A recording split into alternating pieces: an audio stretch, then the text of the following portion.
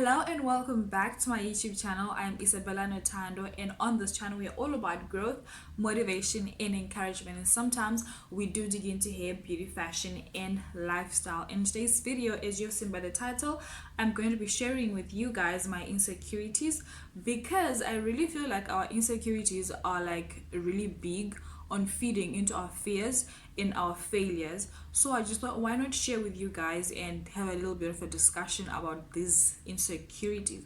So if you're new here, welcome. I hope that you like this video and that you're gonna end up subscribing and joining the fam bam. And if you're a regular baby, welcome back. So without further wasting of time, I'm just going to get right into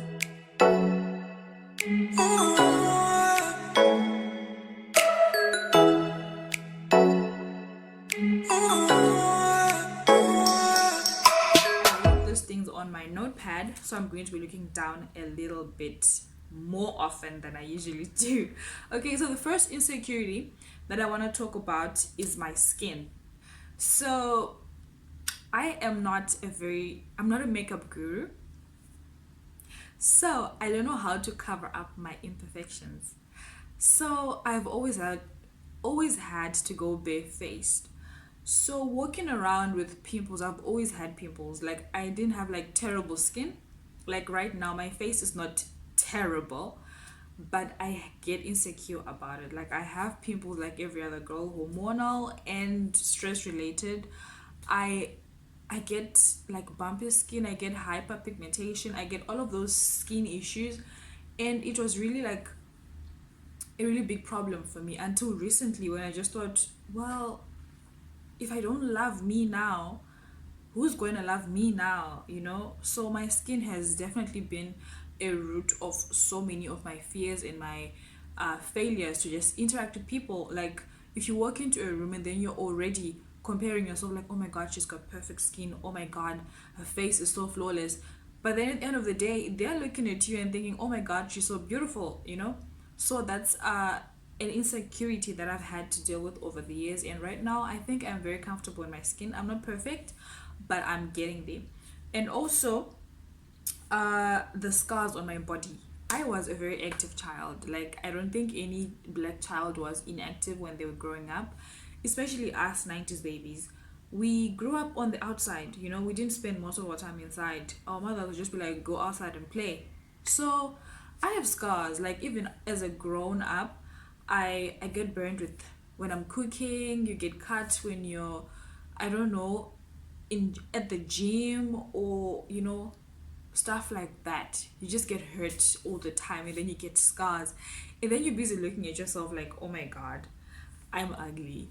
Oh my god, I can't walk around wearing a bikini. Oh my god, I can't, you know, all of those little stupid things. But then I realized, no, girl, these scars are a sign that you've lived a full life. So yeah, my skin has been a really big source of insecurity for me, but lately I'm just like brushing it away and just being like, girl, you're beautiful, okay? And then my stomach. If you are in your 20s, you know the battle of the hourglass body. Like, I have been fighting for that body since I was 19, and it's been 5 years since I was 19. How old am I? Yeah, it's been 5 years since I was 19, and I'm busy thinking all my life. And I was looking at pictures of myself. Somebody sent me pictures of myself when I was 19, and I was so skinny. Like, I read this meme of a girl who said, do you remember when you used to think you were fat? And then you look at pictures of when you thought you were fat, and then you realize, no, you were actually skinny. Now you are actually fat, you know? So I'm just learning to love me now. Like I said earlier, this stomach is the smallest my stomach is going to be in my life right now. So I need to love this belly, take care of this belly, work out with this belly, but definitely love and embrace and accept the way it is. So yeah, my stomach has been a source of insecurity when I have to wear tight clothes.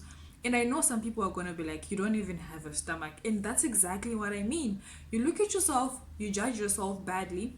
Other people look at you and think, oh my god, she's perfect. So yeah, that has been like a really um, big help for me when it came to my stomach and my belly. The next insecurity is my singing voice.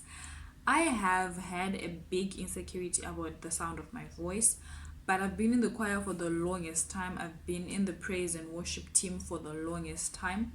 And still, I listen to myself and I think, ugh, I could have done better. Or I wish my voice was a little bit deeper. Or I wish my voice could go a little bit higher. But this is the voice that God gave me, you know? And there's nothing I can do about it. So it's just for me to accept it and understand that it's actually beautiful. I remember times when I would sing in church, and then when I'm done, people would be like, "Oh, you sounded so great today." But I'm busy listening to myself thinking, "Ah, I wish I could have done this better. I wish I could have done that better." So it's only a thing of what do you think of yourself? You know, what do I think of myself?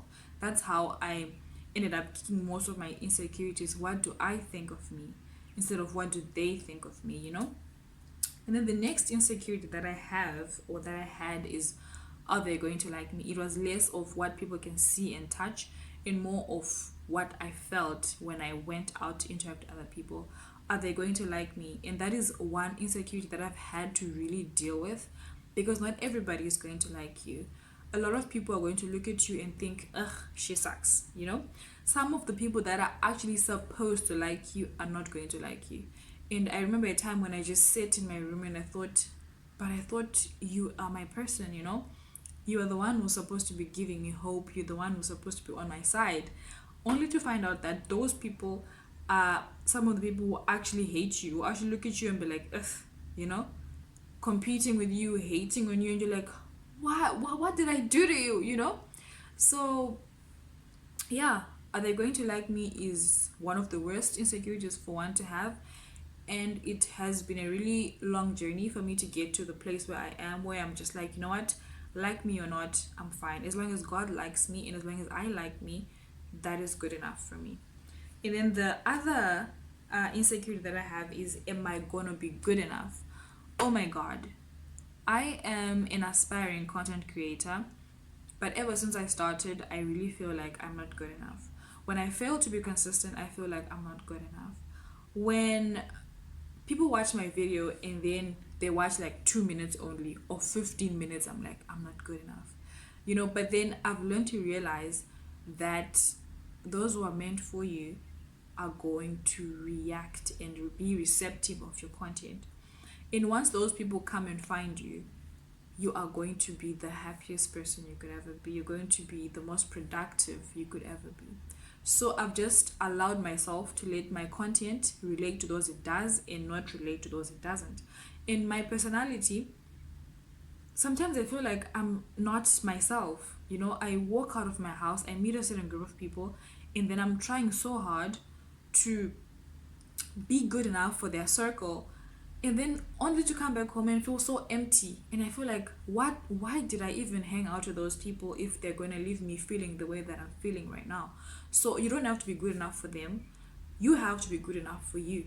And if you are good enough for you and the people who want you, then that is good enough for you. I am in a space where I'm starting to realize that I don't have to go places I don't want to go. I don't have to hang out with people I don't want to hang out with, because it's only going to take from me. As much as I'm trying to please them, I can't be a people pleaser. Like I said in the last insecurity, you can't be liked by everybody, and you're not going to put yourself in situations where you are not happy just so you can make other people happy, you know? So yeah, there's a really small difference between compromise and people pleasing. Yeah, I've had to learn that the hard way, and I'm still going through that process. And then the last insecurity I've had is, what are they going to think about me? What they think does not matter, okay? I've learned that the hard way. It doesn't matter what they think of you. As long as you think you're good enough, you know? As long as God thinks you're great, you're great. So yeah, guys, that is like the list of my insecurities. I'm sure I have more, I don't know, but that's what I've had to go through, and I've just had a really great time kicking them out of my life, because wow, they were really stopping me, they were really slowing me down, they were really making me feel like I'm less of a person. But I'm happy, you know, I'm in a place where I'm just like, I'm okay. I am great, I'm perfect, I'm beautifully and wonderfully made. And if they don't like me, it's okay. And if my stomach is big, it's okay. I can do something about it. I'm going to change it. I've come to a place where if I can do something to change it, I'm going to do it. And if I cannot change it, I have to accept it and embrace it. So, yeah, guys, thank you so much for watching. I could go on and on and on, but I don't want to bore you with extra details. Thank you for watching. I hope that you like this video and that you give it a massive thumbs up, and comment down below any of your insecurities that you've gone through and how you've managed to kick them. I love you all so much, and stay blessed.